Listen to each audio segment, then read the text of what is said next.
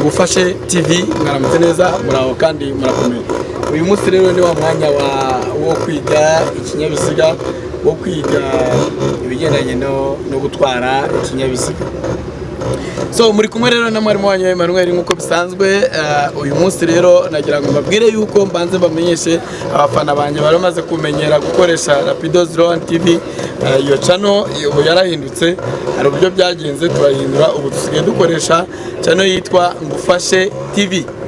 Iyo rero ni channel tugiye kuzajya dukoresha mu buryo bwo kwinyuzaho amasomo atandukanye.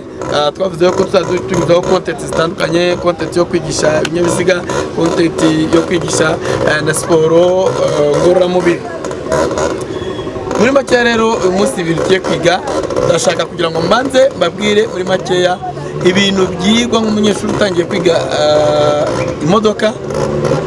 Ubundi hari ibibazo abanyeshuri bakunda kwibaza ngo se ubundi ngo tica ngo tubwire neza ngo ubundi ibizamini bikorwa ni bingahe.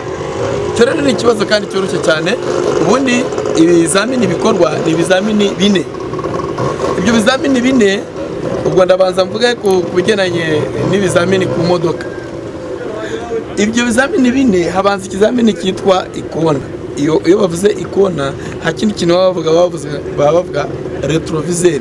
Ni isomo twigisha ryitwa retroviseur. Noneho ikizamini cya kabiri ni ikizamini cya parking. Ikizamini cya parking ni uburyo umuyobozi w'ikinyabiziga agomba kumenya guparika ahantu runaka. Rero turabikwigisha. Noneho nawe mu gihe wabonye imodoka yawe ugeze nk'ahantu runaka muri parking zitandukanye, ukaba wabasha guparika imodoka yawe kandi ukayiparika neza nk'umuntu nyine wabyize. Rero turabikwigisha kugira ngo ubimenye. Icyo ni ikizamini cya kabiri cyangwa se ni uburyo bwo kwiga bwa kabiri. Ubundi buryo bwa gatatu ni uburyo bwo kugenda mu muhanda, aricyo bita circulation. Ese imitwarire yawe mu muhanda imeze ite? Rero hari ibintu byibandwaho. Wowe munyeshuri uri kwitegura gukora ikizamini, hari ibyo utaruzi. Buriya muri circulation ntago fande cyangwa se ugukoresha ikizamini ashaka kureba kugira ngo umwemeze ngo uzi imodoka uzi gutwara cyane. Oya, afande areba ngo ese uyu muntu ugiye gutwara imodoka muri circulation hari ubuhanga afite mu gutwara icyo kinyabiziga. Nibyo fande abagenda kureba. Icyo gihe rero uzaba wumva nta buhanga ufite, icyo kizamini cya circulation rwose uzakitoze neza, uze twigishe neza ugifate.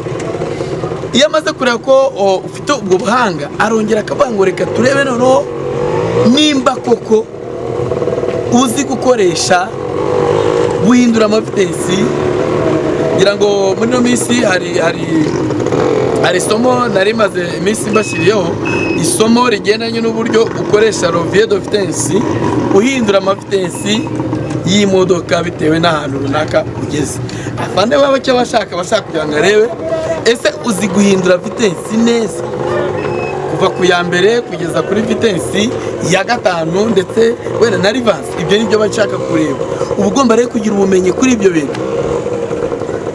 Ikindi cya kabiri akareba uburyo ukoresha ibimenyetso tugira ibimenyetso bigera nko muri 3 by'ibanze byo kumenyesha ngo ngiye guhagarara ku ruhande, guhagarika ikinyabiziga ku ruhande, kumenyesha niba nahagaze ahantu hatemewe cyangwa se nimba ngiye guhaguruka. Ibyo ni ibimenyetso rero dukoresha by'ibinyoteri. Iyo rero turi kwigisha ikinyabiziga byose turabibereka. Iyo circulation irangije hari akandi gace iyo muvuye mu muhanda kari muri circulation, ko ntago tukabara nk'ikizamini ukwacyo, kiba muri include ya circulation. Nako bita T-cross. Ako ni aka T-cross. Impamvu bakita T nituza kuhagera muraza kureba impamvu bakita T. Nuka gafromye nka T ni parking, uparika usubira inyuma. Noneho iyo birangije ujya ku kizamini cyitwa aricyo cya 4 cyitwa ubuhaname cyangwa se demarrage. Uvuga ngo igihe ugomba gukora demarrage mu gihe ugeze ahantu hazamuka mu gihe uri muri ambutiyage ukabaransinga demarage. Iyo demarage rero ni uburyo umuyobozi akoresha umuriro, ndetse umuriro ntakore kuri feri, ni umuriro na amburiyaje gusa. Ibyo rero ni amasomo rero tubigisha hano kuri Ngufashe TV, ngwino nawe tugufashe kugira ngo nawe ugire ubumenyi bwiza, kugira ngo nawe ubimenye.